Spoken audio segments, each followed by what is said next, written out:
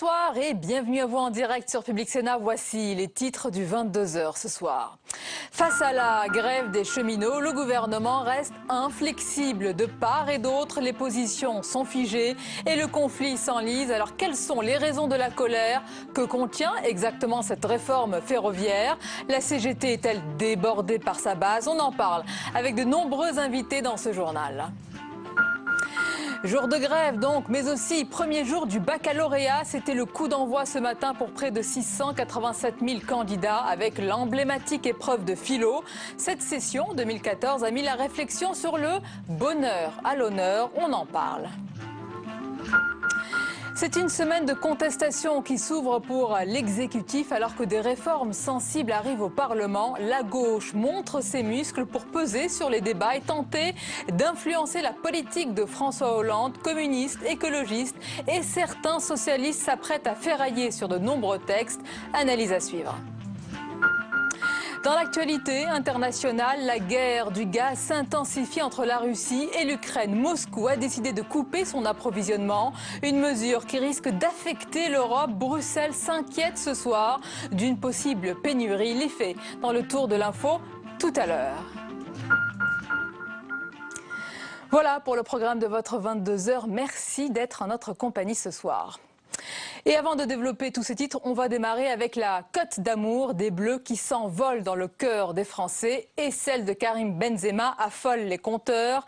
La presse nationale et internationale salue le beau score hier de l'équipe de France face au Honduras et en particulier la performance de l'attaquant. On va justement écouter un extrait de l'entretien accordé par Karim Benzema à TF1 ce soir. C'est sûr qu'on était tous très contents après le match, après cette première victoire, parce que c'est toujours bien de bien commencer un tournoi par une victoire. On savait que ça allait être un match difficile, mais voilà, on est tous très contents, très fiers du résultat, et j'espère que ça va continuer. Dans l'actualité, chacun campe ce soir sur ses positions. Les cheminots grévistes ne lâchent rien et le gouvernement reste inflexible tout en affirmant que la porte du dialogue est ouverte. En attendant, le conflit s'enlise et on se dirige vers le 7e jour de grève demain. On voit tout cela avec Paul Bouffard.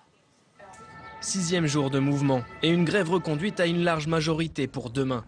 Même si le taux de grévistes est en recul selon la direction de la SNCF, 14% pour l'ensemble du personnel aujourd'hui, les cheminots continuent de mettre la pression sur les parlementaires. Il faut se rendre compte quand même, la réforme, ce que c'est, quoi. C'est la fin de la SNCF quand même. C'est la fin du service public. Alors il ne faut pas s'attendre non plus que les cheminots, avec une fin de recevoir telle qu'on a actuellement, se trouvent très tranquilles, quoi. À l'origine, la CGT prévoyait un mouvement d'une journée, voire deux. Mais poussé par sa gauche, par Sudrail, la grève s'est amplifiée. Aujourd'hui, l'Union syndicale déplore le retrait de la CFDT et de l'UNSA qui ont signé un accord avec le gouvernement. La CFDT, c'est devenu les spécialistes.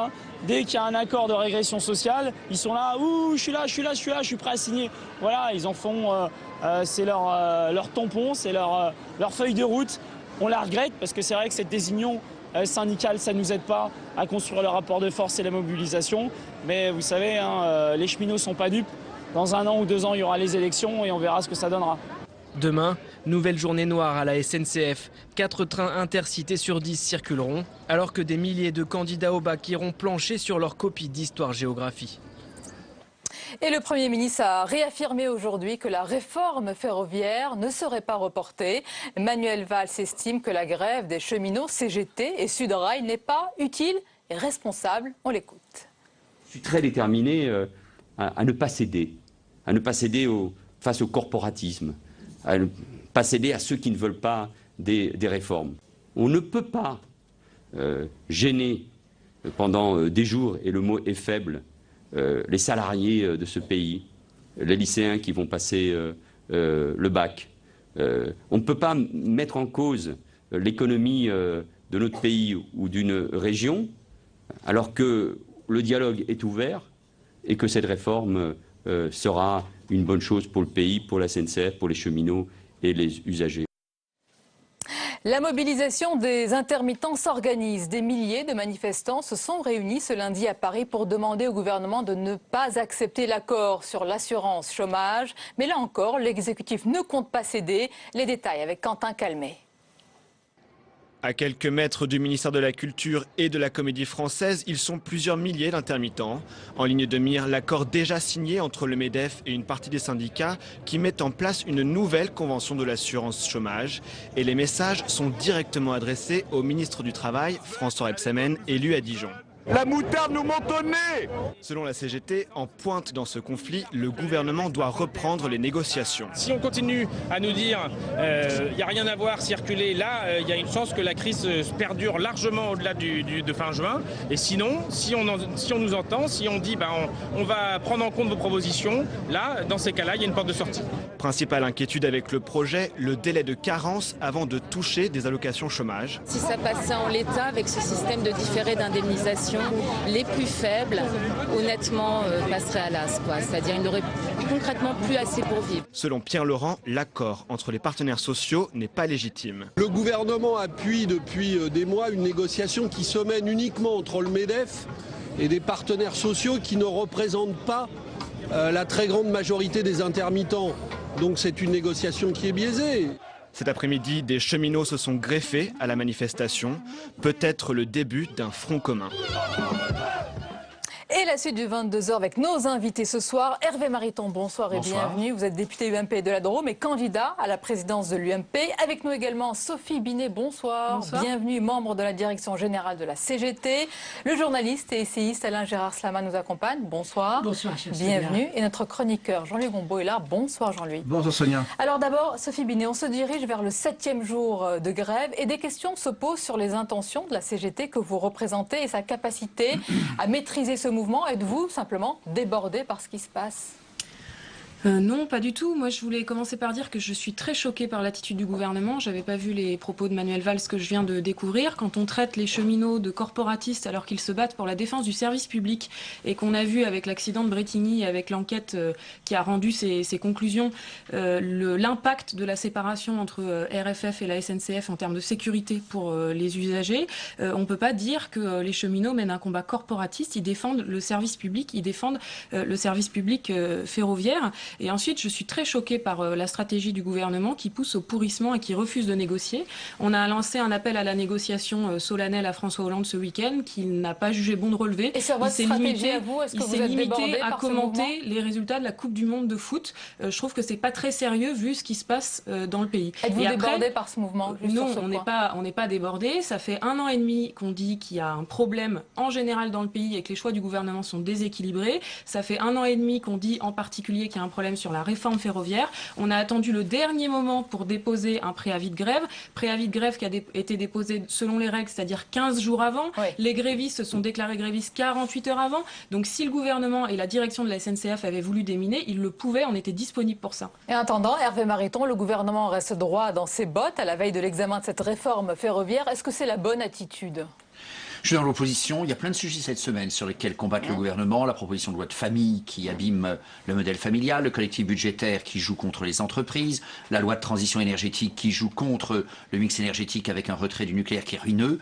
Il se trouve que quand on est dans l'opposition, et c'est le modèle d'opposition que je souhaite proposer aussi comme candidat à la présidence de l'UMP, on n'est pas obligé de tirer sur tous les sujets exactement de la même manière. Est-ce que la loi qui nous est proposée, le projet de loi de réforme ferroviaire, est parfait? La réponse est non.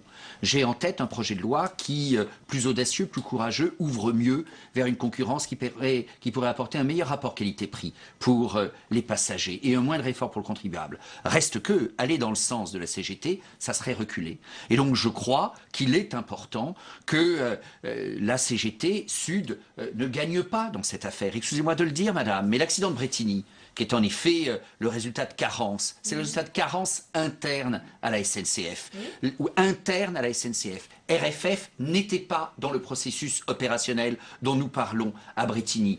Ensuite, s'il faut sauver le service public, assurément, il faut le faire. Mais il faut le faire en traitant la question de la dette. Mal traité dans le projet de loi, je vous l'accorde. Mais il faut le faire en introduisant des règles d'une meilleure productivité du système ferroviaire. Et là, vos propositions vont totalement à rebours.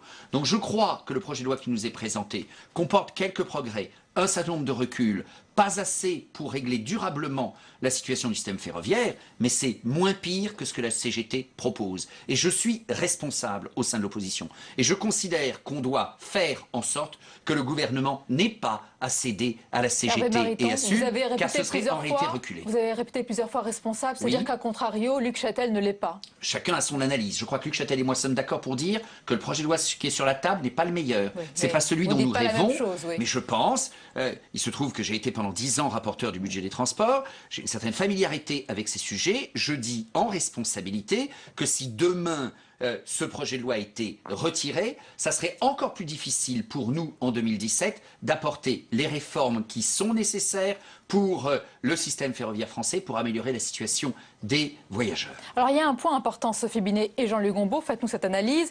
Pour les grévistes, et c'est ce que vous disiez, cette réforme, c'est le début de la privatisation de la SNCF. Est-ce qu'il y a vraiment quelque chose dans le texte qui menace le statut des cheminots ? Alors, vous parlez de privatisation et de statut, ce sont deux choses différentes. Sur le statut des cheminots, je crois qu'effectivement, on va assister à une remise à plat de ce même statut. Alors, il y a deux problèmes. Il y a le problème de la SNCF en tant que telle, dont on connaît les problèmes. Vous avez souligné les questions de la dette, et vous dites que c'est maltraité dans le projet de loi. Je pense que c'est même pas du tout traité. La question n'est pas du tout traitée dans le projet de loi. Il y a le problème de la dette, il y a le vieillissement des infrastructures, il y a tous les problèmes posés par la SNCF. Bien sûr, au milieu, il y a des beaux fleurons, nous parlons du TGV, mais les marges du TGV s'érodent au fur et à mesure que le temps passe. Et puis, il y a un deuxième aspect, c'est le fait que le transport en Europe est de prérogatives communautaires. C'est-à-dire c'est normal, puisque en fin de compte, l'Europe, c'est pas la liberté de circulation des marchandises et des hommes. Il ne peut pas y avoir de liberté de circulation des marchandises sans une libéralisation des transports. Et depuis 1991, progressivement, on ouvre à la concurrence par petits pans, par petits bouts. On ouvre la concurrence. Donc leur angoisse est légitime quelque part. Alors justement, après, ce que je veux dire, c'est que ça ne date pas d'aujourd'hui. Ça part de 1991. D'abord le fret. Et ça n'est pas l'enfer.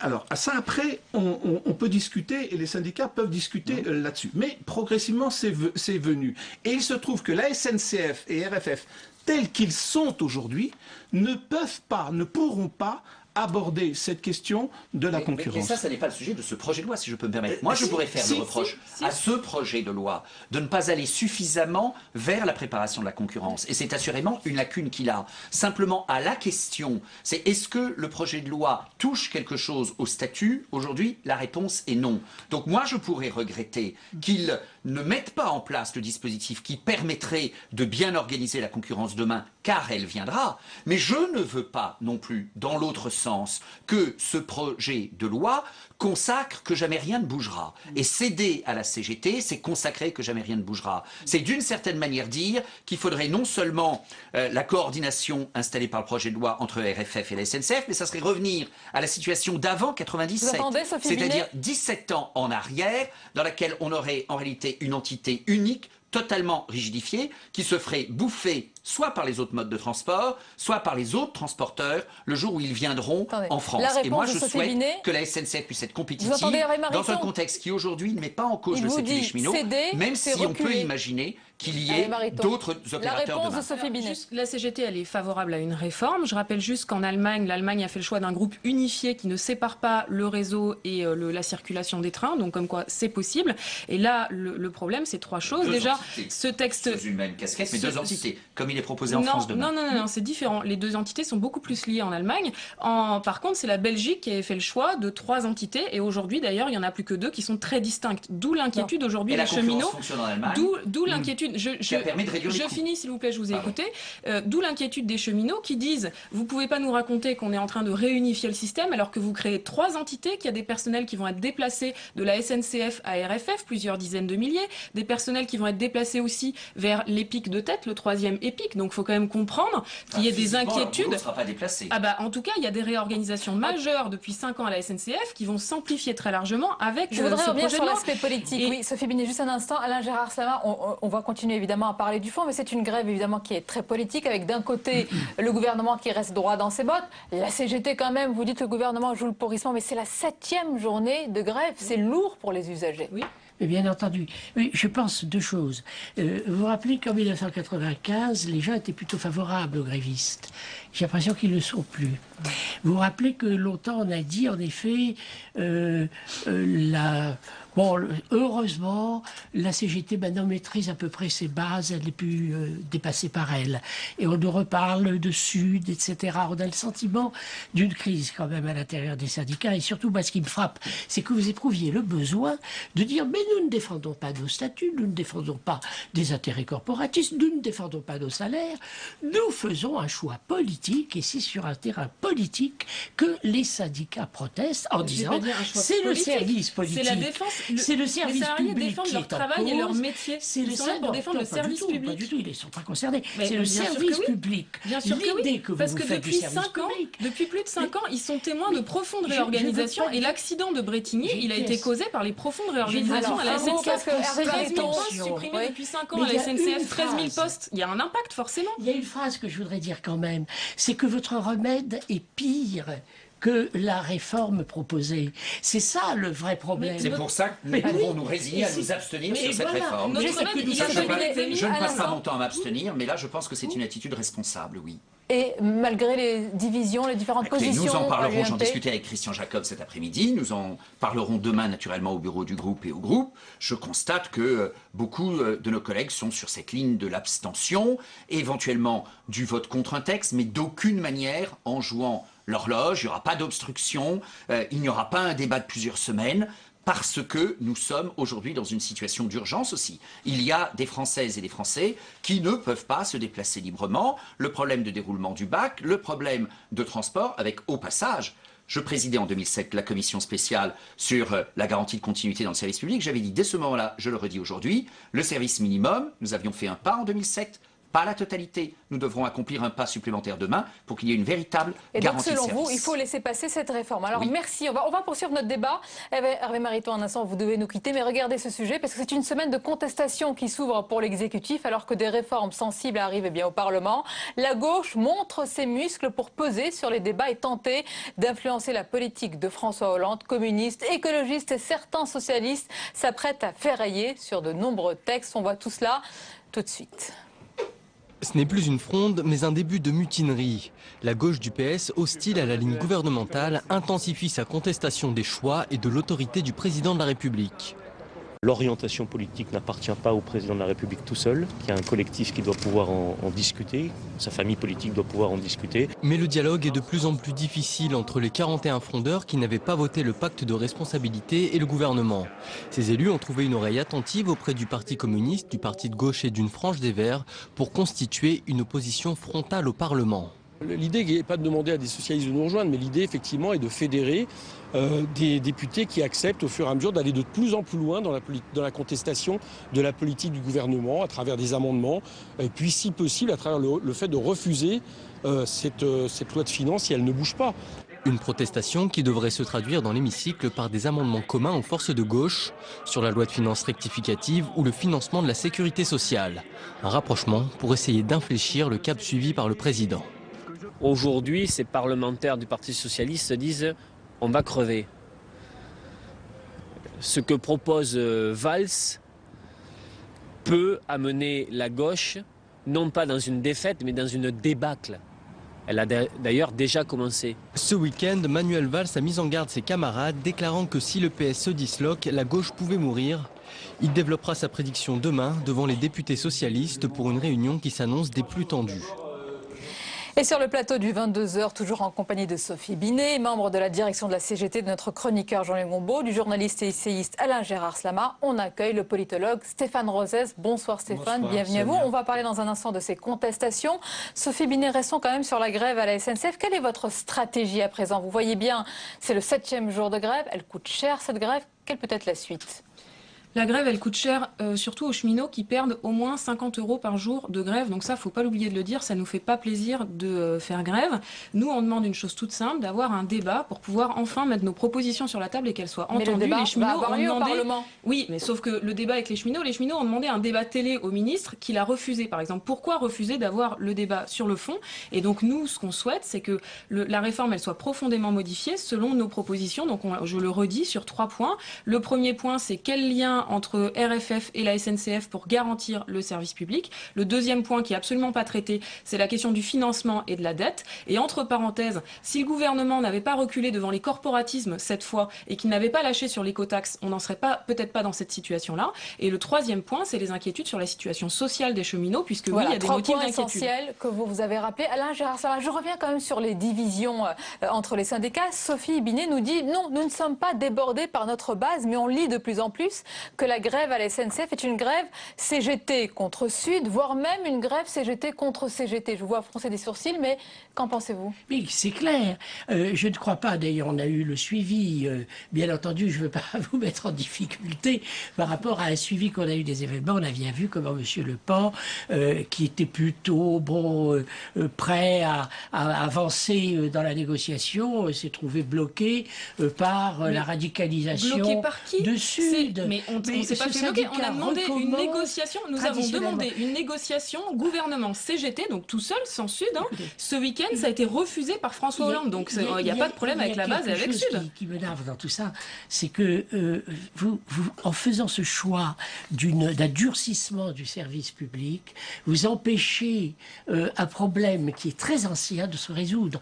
La France est le seul pays en Europe qui se soit engagé, après la disparition des ratères, etc., avec la création du TGV, aussi fortement dans un investissement aussi lourd et d'aussi longue durée. Il n'y a que l'Espagne qui se compare à nous. Vous le savez bien, l'Allemagne n'a pas du tout le même kilométrage de TGV, ça n'a rien de comparable. Nous avons une charge financière colossale. Oui, et vous croyez que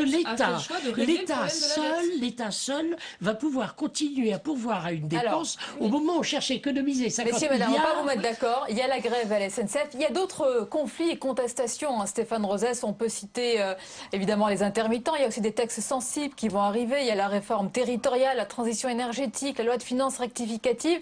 C'est une gauche aussi qui montre ses dents et ses muscles pour influencer la politique de l'exécutif. C'est une semaine sensible.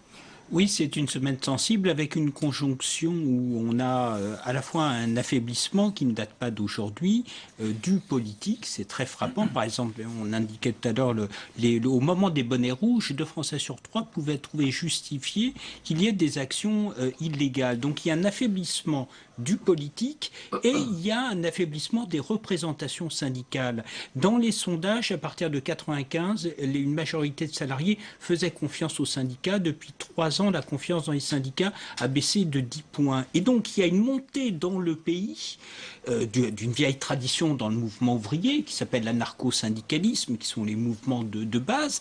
Et il y a une contestation au sein du politique, effectivement, chez des députés de base, à la gauche du Parti socialiste. Donc il y a une difficulté du politique à porter la justification des réformes et une difficulté du mouvement syndical à représenter le salariat de sorte d'être dans une situation de force pour pouvoir négocier. Donc il y a un essoufflement du système à la fois. Il y a un essoufflement du système à la fois politique et syndical. Il n'y a pas de système de vase communicant. Il y a un affaiblissement du rapport à l'autorité parce que je crois qu'il y a un affaiblissement moral du pays dans la capacité à se projeter dans l'avenir. Sophie Binet, oui, vous reconnaissez cet essoufflement, en tous les cas, des syndicats qui sont très peu représentatifs en France. On a toujours ce chiffre de 8%, c'est un fait. Oui, c'est vrai. Après, si on compare aux partis politiques le nombre de syndiqués, à la CGT, nous avons 700 000 syndiqués. En tout, il y a quasiment 3 millions de Français qui sont syndiqués contre 300 000 Français qui sont adhérents dans un parti politique. Donc tout ça à sa juste mesure.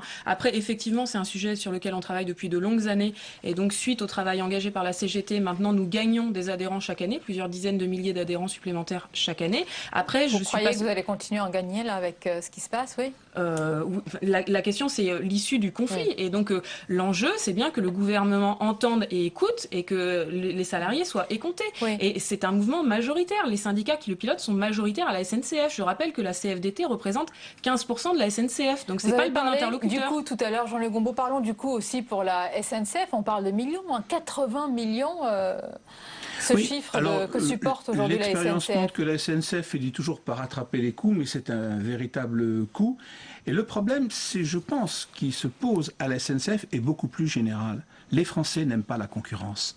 Parce qu'en fait, compte, c'est ça. Si vous regardez ce qui s'est passé dans le transport routier, les petits patrons ont bloqué les routes. Dans le transport aérien, on a retrouvé la même chose. Et là, le problème, c'est de savoir si les Français, les cheminots, sont aptes, veulent bien de la concurrence à l'intérieur du chemin de fer. Il faut prendre, on a pris à plusieurs reprises dans la discussion l'exemple de l'Allemagne. L'Allemagne s'en est fort bien sortie dans cette affaire. Et notamment, vous avez raison, l'État a pris à sa charge l'ensemble de la dette du système ferroviaire allemand. C'était pas facile le politique a été en première ligne. Oui, mais en France aussi, il s'agit d'une loi quand même. Et au final, comme une mesure. Hein, on va devoir conclure. Et au final, Jean-Luc Bombaud ? Et au final, aujourd'hui, les chemins de fer allemands sont les plus puissants d'Europe. Ce sont eux qui vont, en fin de compte, qui dominent le fret en Europe, qui vont bientôt le dominer lorsque le marché sera ouvert dans les régions françaises. Et donc, en réalité, si on s'y prenait assez tôt, on pourrait peut-être résoudre. Et puis il y aurait une question, voulons-nous de la concurrence? Ça pourrait être une question au baccalauréat, mais ça n'a pas été le cas. Je voulais justement terminer ce tour de table avec eh bien, ce sujet qui parle du bonheur. Qu'auriez-vous répondu, Elif Slama, à ce sujet? Vivons-nous pour être heureux? Ah, moi, je vous dirais une chose très simple, c'est que je suis enchanté que la France entière, depuis ce matin, se pose cette question-là.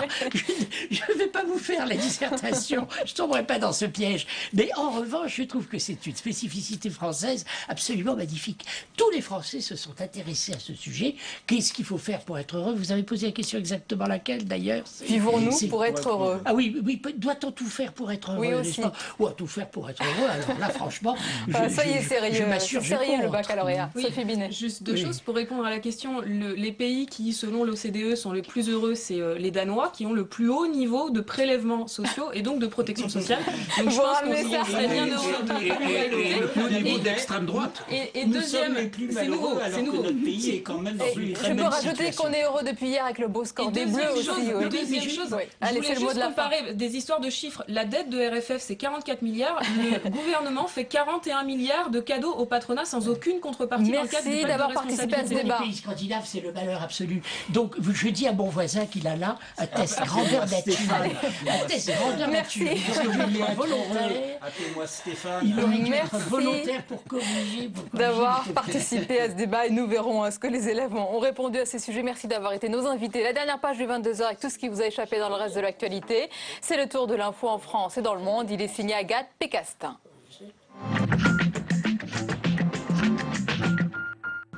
Premières épreuves pour les lycéens et premiers faux pas. Les sujets de philosophie sont divulgués sur les réseaux sociaux quelques heures avant les premiers examens. Mais pour le ministre de l'Éducation, Benoît Hamon, aucune annulation des épreuves n'est à prévoir. La situation a bien été maîtrisée. Parmi les dissertations demandées aux élèves, un thème a dû inspirer dans ce contexte de grève de train. Doit-on tout faire pour être heureux ? Siemens a enfin fait sa demande à Alstom. L'entreprise allemande a déposé une offre conjointe avec le japonais Mitsubishi aux administrateurs français. Siemens revoit sa copie et propose de reprendre uniquement les activités turbines à gaz pour 3,9 milliards d'euros. Comme ce fut le cas pour son concurrent General Electric, François Hollande recevra demain les deux dirigeants. 3-0 contre l'Honduras, c'est bien, mais une Coupe du Monde, c'est quand même mieux. Après l'euphorie de la victoire, l'heure est au débriefing. Entre la bonne forme de Karim Benzema et les bonnes performances du jeune Paul Pogba, l'équipe de France reprend confiance. De par ce que dégage cette équipe, l'envie, la détermination, je pense qu'il y a une adhésion des gens qui nous entourent, qui la suivent, et c'est quelque chose qui est très appréciable. Il ne faut pas s'endormir là-dessus parce que ça va très vite. Il s'agit désormais de rester sur cette lancée. Prochain match contre la Suisse ce vendredi. La Russie a mis sa menace à exécution. Gazprom a coupé le gaz à l'Ukraine après l'échec de leurs négociations. Selon Kiev, les livraisons ont été réduites à 0, risquant d'affecter l'Europe. Une étape de plus dans l'agression russe contre l'État ukrainien, selon son Premier ministre. Cette crise vient s'ajouter à l'insurrection pro-russe dans l'est du pays. Les séparatistes occupent désormais le bâtiment de la Banque centrale à Donetsk. Et le dessin du jour est signé Willem pour Libération. Le dessinateur ironise sur l'entente inattendue entre Barack Obama et l'Iran pour trouver une solution au conflit en Irak.